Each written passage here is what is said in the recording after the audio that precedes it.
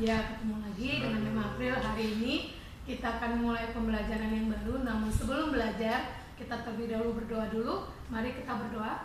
Tuhan Yesus yang baik, terima kasih kalau pada pagi hari ini Tuhan boleh pertemukan kami dengan anak-anak-Mu Tuhan. Tuhan Yesus, saat ini anak-anak-Mu akan belajar Tuhan. Kiranya Tuhan yang berkati mereka walaupun mereka saat ini masih belajar di rumah. Tapi Tuhan yang memberikan kecerdasan, kepintaran, juga semangat di dalam belajar ya Tuhan. Terima kasih Bapak, kami serahkan waktu pembelajaran ini ke dalam tangan-Mu. Tutup bungkus kami semua dengan kuasa darah-Mu yang kudus. Di dalam nama Yesus kami sudah berdoa, haleluya, amin. Ya, hari ini kita akan mulai pembelajaran yang baru. Pembelajaran yang keempat, kalian buka buku paket kalian di halaman 30. Halaman 30 itu judulnya, temanya adalah lingkungan yang kucintai. Lingkungan yang kucintai. Kalau bab kemarin, pembelajaran yang kemarin kita sudah belajar tentang keadaan iklim di Indonesia, musim yang ada di Indonesia, dan bagaimana Tuhan boleh menciptakan kita, ciptaannya, segala ciptaan Tuhan sudah berikan. Nah, salah satu ciptaan Tuhan yang Tuhan boleh berikan buat kita adalah lingkungan. Lingkungan itu adalah sesuatu yang harus kita jaga, yang dimana kita boleh tinggal, kita boleh berada sampai saat ini. Nah, kita buka buku paket kita di halaman 30. Buka buku paketnya. Nah, sudah ketemu semua? Sudah ya? Kita misalkan baca, kalian tolong perhatikan buku paketnya ya. Sebelum melaksanakan materi, guru meminta salah satu siswa membaca Mazmur 65 ayat 9 sampai 13. Nanti kalian baca di rumah ya. Mazmur 65 ayat 9 sampai 13. Nah, terus pada bagian pendahuluan kalian telah menemukan kurang lebih dari 8 bencana alam yang pernah terjadi akibat perbuatan manusia. Bumi yang sekarang kita tempati memiliki banyak negara dan pulau ya. Kita banyak negaranya dan juga banyak pulau-pulau kita yang ada khususnya di Indonesia ini. Apabila semua orang di bumi tidak bisa menjaga lingkungan, terlebih flora dan fauna, manusia pasti akan punah. Khususnya flora dan fauna itu tumbuhan dan juga hewan-hewanan. Kalau kita tidak bisa menjaga tumbuhan dan hewan-hewan, maka bumi kita ini akan musnah dan manusia pun pasti akan punah. Ya, apakah yang menyebabkan erosi? Ya, erosi terjadi karena tumbuh-tumbuhan atau flora yang ditebang secara sembarangan dan tidak bertanggung jawab. Nah, kalau kalian pernah dengar berita atau di TV atau di koran, penebangan secara liar itu akan mengakibatkan akan terjadinya erosi ya. Secara tidak bertanggung jawab dia akan liar, dia akan menebang seluruh pohon-pohon yang ada di hutan yang harusnya dilindungi oleh negara. Nah, ketika manusia membutuhkan banyak kayu untuk membangun rumah, mereka pergi ke hutan dan menebang pohon-pohon besar yang sebenarnya memiliki akar yang sangat berguna untuk menahan tanah agar jangan terkikis oleh air, yang kemudian menyebabkan erosi.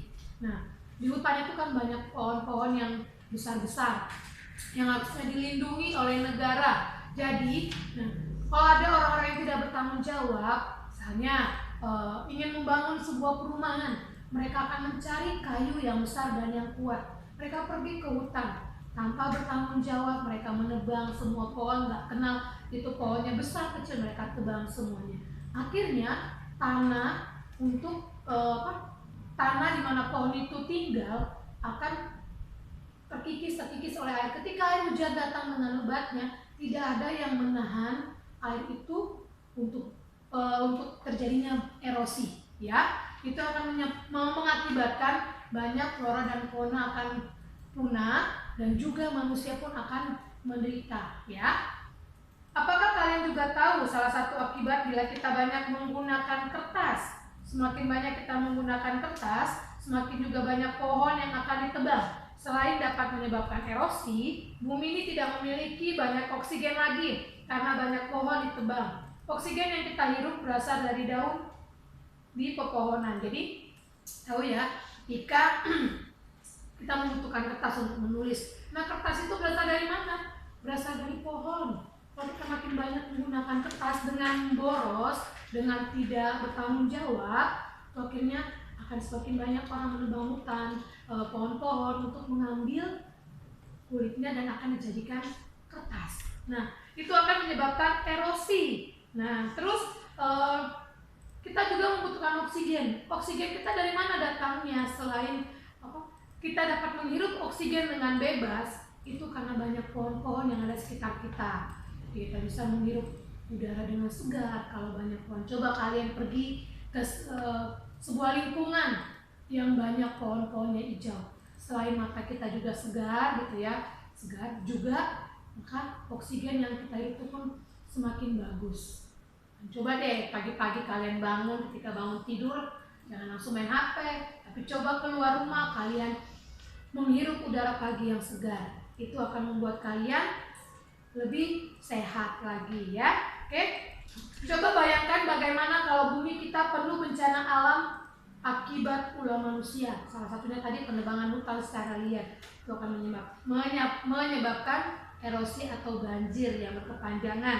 Nah, Tuhan menciptakan alam yang sangat indah untuk manusia. Dari awal Tuhan menciptakan bumi ini untuk dipergunakan oleh manusia, agar manusia boleh bebas mengelola alam semesta ini. Nah, semua yang diciptakan Tuhan adalah yang terbaik untuk manusia. Nggak ada yang untuk yang jahat. Tuhan berikan yang terbaik buat kita manusia ya. Siapa yang pernah naik ke atas gunung?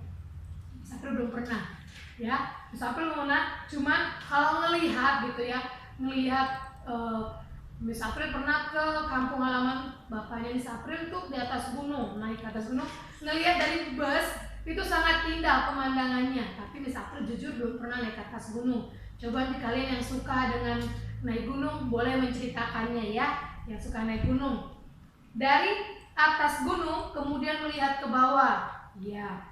Kita akan melihat pemandangan yang sangat indah, mengatakan bahwa Tuhan sudah membuat tanah yang kita tempati menjadi indah. Tuhan juga telah mengaruniakan kelimpahan atas bumi dan membuat bumi kita sangat kaya. Ya, terkenal ya Indonesia kaya dengan semuanya. Sampai ada lagunya ya, bukan lautan hanya kolam susu. Itu lagunya sangat bagus ya. Artinya apa? Menceritakan tentang bagaimana Indonesia ini sangat indah. Selain pemandangan yang sangat indah, juga keberagamannya yang sangat luar biasa ya. Banyak diacungin jempol oleh negara-negara luar untuk Indonesia, khususnya untuk pemandangan Indonesia yang sangat kaya.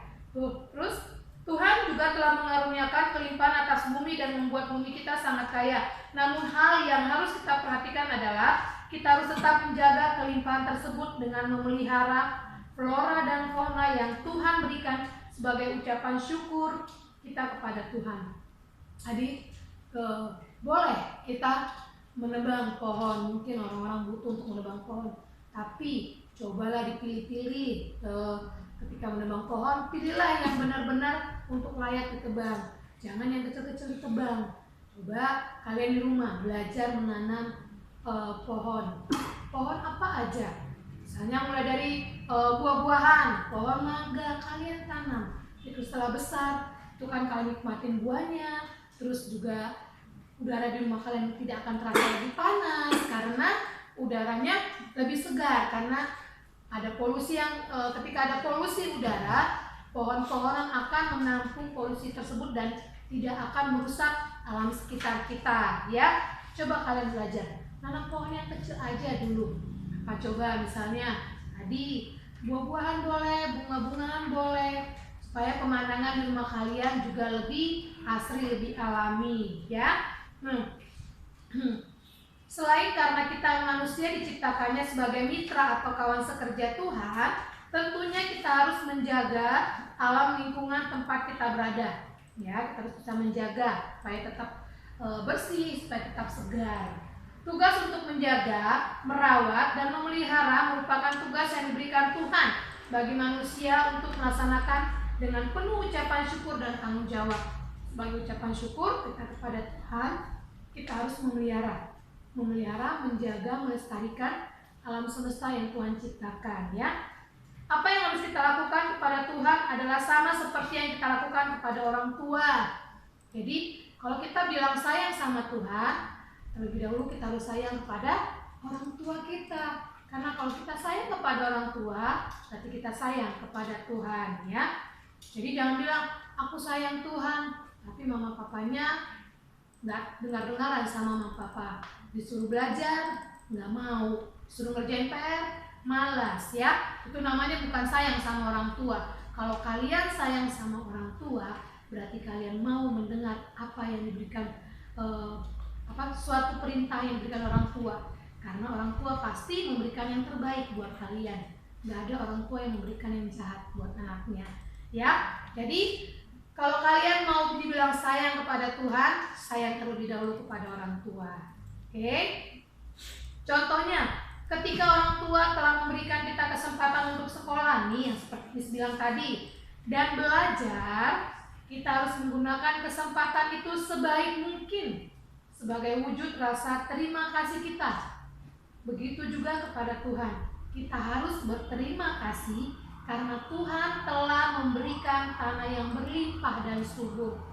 Kita bisa menggunakan alam pemberian Tuhan dengan baik, serta melestarikannya agar tidak habis. Inilah tanggung jawab kita manusia sebagai ciptanya dan kawan sekerjanya. Jadi apa tugas kita? Tanggung jawab kita? Kita boleh mengelola alam semesta ini, tapi tidak lupa kita harus melestarikannya, menjaga, merawatnya, supaya nanti buat generasi yang akan datang. Oke? Jadi kita bukti ucapan syukur kita kepada Tuhan, kita mengasihi Tuhan, salah satunya adalah mengasihi ciptanya. Dan contohnya adalah dengan menjaga dan melestarikan alam semesta ini. Nah, di sini di halaman 31 kalian boleh buka contoh kegiatan kita sehari-hari di rumah. Nah, kalian kan sering melakukan segala sesuatu ya di rumah ya. Sebagai wujud rasa terima kasih kepada Tuhan karena telah memberikan alam yang sangat berguna ini, ada beberapa kegiatannya. Contohnya, kalian bantu orang tua membersihkan halaman di sekitar kalian. Nggak ada yang melihara pohon-pohon, mungkin ada rumput-rumput keringnya, daun-daun keringnya. Kalian boleh sapu supaya terlihat lebih rapi, terlihat lebih bersih lingkungan sekitar kalian, ya. Terus yang kedua, membuang sampah pada tempatnya. Jangan seenaknya habis makan letak di situ. Ada mama ini yang bersihin, ada mbak ini yang bersihin, ada kakak ini yang bersihin. Tidak boleh. Jadi kalian membiasakan diri untuk hidup bersih, karena itu buat kalian juga. Coba kalian kotor, orang lain datang ke rumah kalian, ih jorok banget sih rumahnya. Pasti orang akan menilai kalian itu yang jorok, kotor, ya, nggak boleh. Jadi biasakan dari kecil buang sampah pada tempatnya. Miss kok biasakan buat anaknya Miss kalau jalan-jalan sekalipun, misalnya naik motor gitu ya, lagi makan di motor, tidak boleh buang sampah. Ketika motor jalan buang seenaknya, tidak. Selalu Miss bilang, bahkan Miss sendiri taruh di kantong, nanti sampai di rumah ketemu tempat sampah, buang di tempat sampah. Jadi kita juga menjaga nggak cuma lingkungan kita, tapi di jalan raya pun kita boleh menjaga kebersihan, ya. Oke. Yang ketiga, menggunakan air secukupnya. Jangan karena nggak apa-apa mama ini papa ini yang bayar, apa-apa dah airnya biur, pakai seenaknya, nyala terus orangnya nggak ada di kamar mandi airnya nyala, itu nggak boleh. Itu namanya pemborosan, ya. Listriknya mahal, airnya juga kita lama-lama habis nanti, ya. Oke, kalau udah kering nanti musim kemarau tiba, airnya kering, nah kalian mencari air dari mana? Akan kesusahan, ya. Oke, yang keempat, menggunakan listrik secukupnya. Ya, seperti yang pernah kalian lakukan percakapan hidup, mematikan listrik kalau tidak digunakan. Itu sangat hebat, sangat bagus, ya. Dimatikan listrik kalian kalau kalian tidak menggunakannya. Saat bangun tidur, kalian berada dari kamar tidur kalian, berpindah kalian ke ruang tamu, kalian matikan listriknya. Atau kalian mau berpergian, matikan listriknya supaya hemat energi, hemat biaya, ya. Kenapa? Listrik itu nanti juga berguna buat generasi yang selanjutnya. Kalau listrik sudah tidak ada, bagaimana mau gelap-gelapan kita? Enggak, ya. Jadi harus hemat listrik. Nah, yang kelima, menghemat penggunaan kertas. Nah, jangan mentang-mentang mamaku sanggup beli kok, papaku sanggup beli kertasku banyak di rumah, buku tulisku banyak. Tidak boleh. Kalian gunakan dengan sebaiknya. kertas yang ada pada kalian, buku tulis yang ada pada kalian, gunakan. Makanya Mem bilang kemarin itu, kalau masih ada buku tulis agama waktu kelas 2, kalian boleh gunakan itu. Supaya apa? Supaya selain menghemat kertas, juga kalian belajar memanfaatkan apa yang masih ada, ya, tidak boros. Nah, yang keenam, belajar mendaur ulang barang-barang bekas. Ya, seperti bekas bungkusan makanan dapat dijadikan tas. Pernah lihat ya, bungkus kopi, kapal api itu dibuat orang menjadi tas yang bagus, ya, dan yang lainnya. Terus kertas-kertas yang tidak dipakai dapat didaur ulang lagi. Lihat ya, kertas-kertas itu dapat didaur ulang sama akhirnya bisa menjadi satu barang yang bisa kita nilai dengan baik. Bisa jadi vas bunga, nanti dari kertas itu didaur ulang bisa menjadi satu vas bunga yang bagus, ya.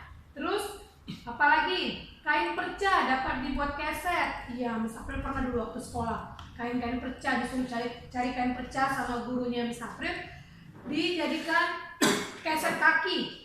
Keset kaki dijahit menjadi keset kaki yang bagus, ya, dan sebagainya. Masih banyak lagi contoh-contoh barang bekas daur ulang yang bisa digunakan untuk sesuatu barang yang bermanfaat buat kita, ya. Oke, jadi itu banyak lagi kegiatannya sebenarnya, ya. Nah, dalam kitab Ibrani tertulis bahwa tanah hanya menghasilkan buah bagi mereka yang mengerjakannya. Iya, kalau kalian mau belajar menanam, mendapatkan buah, misalnya buah mangga yang manis, belajar menanam supaya apa? Jadi kalian bisa nikmatin setelah besar. Wah iya, kemarin waktu aku kecil aku tanam nih buah mangga. Setelah kalian besar, iya ya, rasanya manis. Kalian bisa menikmati sendiri hasil tangan kalian sendiri. Dapat sih dibeli, bisa dibeli, tapi alangkah baiknya, alangkah bagusnya kalau kita tanam sendiri, ya. Nah, ketika kita merawat lingkungan sekitar kita dengan baik, tentu saja kita akan mendapatkan hal-hal yang baik juga. Misalnya, berkurangnya masalah lingkungan seperti sampah yang menggunung. Iya ya, lihat, sampah semakin menggunung. Tempat pembuangan sampah sering lihat, bahkan bau aroma, bau busuk yang sangat menyengat, ya, mengganggu orang yang ada di sekitarnya. Misalnya, sungai-sungai yang mulai tidak tercemar, yang mulai banyak sampah-sampahnya di sungai-sungai, ya, menjaga bumi dari pemanasan global. Nah, makanya sekarang pemerintah mengurangi penggunaan plastik, ya. Lihat kalian kalau ke mall, ke Indomaret, ke Alfa, kemanapun, suruh bawa tas yang daur ulang dari rumah. Kenapa? Mengurangi penggunaan plastik, ya. Itu akan menyebabkan polusi juga. Oke? Mari bersama kita cintai lingkungan tempat kita tinggal. Dengan demikian pun kita telah menjalankan perintah Tuhan sejak awal manusia diciptakan, serta rasa syukur kita kepada Tuhan atas bumi dan alam ciptaannya. Jadi, mari kita jaga. Mari sama-sama kita menjaga lingkungan di sekitar kita. Mulai dari yang kecil dulu, lingkungan rumah kalian. Saat ini kan kalian hanya berada di rumah, belajar dari rumah. Kalau makan sesuatu, buang sampah tempatnya. Kalau salah satu keluarga kalian yang buang sampah sembarangan, boleh kalian ingatkan. Misalnya adik kalian, Dek, buang sampahnya di tempatnya ya, boleh, ya. Tuh, bagus, oke? Nah, kalian boleh lihat lagi di halaman 31, itu ada penjelasan teks Alkitabnya di Mazmur 65 ayat 9 sampai 13. Tadi kalian sudah membacanya. Mazmur yang disampaikan oleh Raja Daud adalah syukur kepada Tuhan karena telah memberikan tanah yang subur dan gandum yang berlimpah. Iya, penulis dari kitab Mazmur adalah Raja Daud. Dan di sini dikatakan bahwa Raja Daud ketika menulis Mazmur ini adalah sebagai ucapan syukur Daud kepada Tuhan karena telah memberikan tanah yang subur dan akhirnya menghasilkan gandum yang berlimpah. Itu boleh dinikmati oleh Raja Daud dan masyarakat pada zaman Raja Daud, ya. Seperti halnya padi, gandum adalah bahan makanan pokok untuk orang Israel. Gandum dapat diolah menjadi roti gandum. Raja Daud juga berbahagia karena tanah selalu basah. Orang Israel tidak menderita kekurangan karena Tuhan selalu menolong mereka. Tanah yang selalu subur menunjukkan penyertaan Tuhan yang tidak pernah berkesudahan. Iya, salah satunya kita boleh melihat ya, musim telah berganti. Kalau kemarin musim kemarau yang sangat panas, sekarang Tuhan berikan kepada kita musim hujan. Musim hujan ini banyak penyakit yang akan dibawa. Itu kalian harus menjaga kesehatan kalian, menjaga diri kalian, menjaga kebersihan diri kalian sendiri dan lingkungan kalian ya. Supaya apa? Tidak terjadi yang namanya longsor. Hati-hati musim hujan ini ya. Jangan bermain hujan, karena itu akan membuat kalian sakit. Nah, orang Israel zaman dulu adalah makanan pokoknya adalah gandum. Kalau kita beras ya, mereka adalah gandum. Makanya Daud bersyukur Tuhan berikan tanah yang selalu basah, sehingga gandum mereka boleh tumbuh dengan subur dan mereka menikmati hasil gandum yang memuaskan. Nah, ini tanah yang subur ini menunjukkan bahwa Tuhan menyertai bangsa Israel yang tidak pernah berkesudahan. Tuhan selalu menyertai mereka ya. Ini Mazmur 65 ayat 9 sampai 13. Di dalam Ibrani 6 ayat 7 sampai 8, tanah hanya berguna apabila manusia mengerjakannya. Yang seperti tadi bilang, kita kelola tanah dengan baik. Sekitar kalian apa yang ada? Boleh nanam di dalam pot, boleh nanam cabai, boleh ya. Itu kan kalian nanti petik hasilnya. Manusia mengusahakan tanah agar tetap subur sehingga bisa ditanami dan menghasilkan tumbuh-tumbuhan yang berguna bagi kehidupan manusia. Tanah yang tidak diolah akan menyebabkan bencana bagi manusia. Kalau kita biarkan begitu aja, maka tidak akan terawat, akan menyebabkan banyak penyakit juga. Mungkin juga akan terlihat kotor, kumuh. Tapi coba kita kelola tanah yang sedikit. Kita boleh kelola tanah bunga-bunga, buah-buahan, akan lebih tampak indah lagi ya. Oke, sampai di sini dulu materi yang memang perlu sampaikan. Kalian untuk tugas kalian pada hari ini, lihat di halaman 35. Lihat di halaman 35, itu ada kegiatan siswa, kegiatan 1 bermain puzzle. Nah, kalian boleh kerjakan di sini saja. Kalian cari 8 jenis bencana alam yang pernah terjadi di Indonesia. Contohnya yang pertama di kolom yang pertama, gempa ada ya.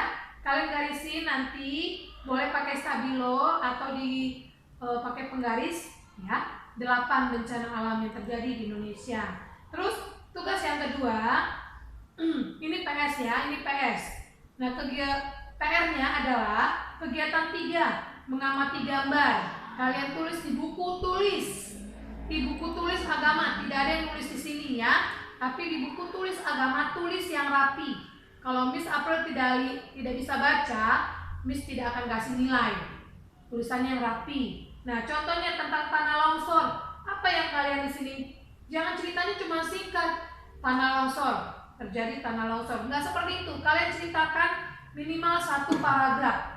Ada 4 atau 5 baris ya dalam setiap gambar. Nih, misalnya gambar tanah longsor, apa yang mau kalian ceritakan di gambar ini? Terus kelaparan, apa yang kalian pengen ceritakan di gambar ini? Minimal 1 paragraf, 1 gambar. Jadi di sini ada 5 gambar, berarti 5 paragraf yang kalian tulis ya. Kalian tulis di situ, oke? Sudah. Dan juga di ayat hafalannya, ini di sini aja kalian kerjakan di buku paket. Ini menjadi PS. PS-nya 2, PR-nya 1 ya. Ibrani 6 ayat 7. Nanti kalian buka dulu Alkitab kalian ya, apa isinya. Terus kalian isi titik-titiknya. Sebab tanah yang titik-titik air hujan, nanti kalian isi. Oke? Nanti kalau sudah selesai boleh share ke Miss April secara japri dan biar kalian dapat mengerjakannya dengan baik. Oke, sampai di sini dulu pembelajaran kita pada hari ini. Sebelum mengakhiri pembelajaran kita, ada baiknya kita berdoa terlebih dahulu. Mari kita berdoa. Bapa yang baik, terima kasih kalau hari ini kami boleh belajar, kami menjaga dan merawat lingkungan di mana Tuhan boleh menciptakan alam semesta dengan begitu baik Tuhan. Ajarkan kami Tuhan untuk melakukannya Tuhan, dan mulai dari hal yang terkecil ya Tuhan, tidak membuang sampah sembarangan ataupun hal yang lainnya Tuhan, agar lingkungan alam yang Tuhan sudah ciptakan ini boleh tetap terawat dan boleh tetap indah ya Tuhan. Terima kasih ya Tuhan buat anak-anak-Mu yang masih belajar dari rumah. Berikan mereka kesempatan untuk boleh belajar dengan baik ya Tuhan. Berikan mereka kesehatan Tuhan, dan juga hikmat, kebijaksanaan, dan juga kecerdasan dan kepintaran yang daripada Tuhan. Berkati juga kedua orang tua mereka Tuhan di dalam pekerjaan mereka Tuhan. Berkati Tuhan, dan juga orang tua mereka yang belum dapat pekerjaan, Kau yang berkati juga ya Bapa. Bahkan orang tua mereka yang mendampingi anak-anak yang untuk belajar Tuhan, berikan roh kesabaran, juga berikan hikmat-Mu kepada mereka ya Tuhan. Terima kasih Bapa, hamba-Mu mendoakan anak-anak-Mu di rumah mereka masing-masing. Kiranya Tuhan yang selalu campur tangan dalam seluruh kehidupan mereka. Terima kasih Bapa yang baik, terpujilah nama-Mu Tuhan, kekal selama-lamanya. Haleluya, amin. Oke, selamat belajar, tetap semangat. Tuhan Yesus memberkati kalian selalu. God bless you, bye-bye.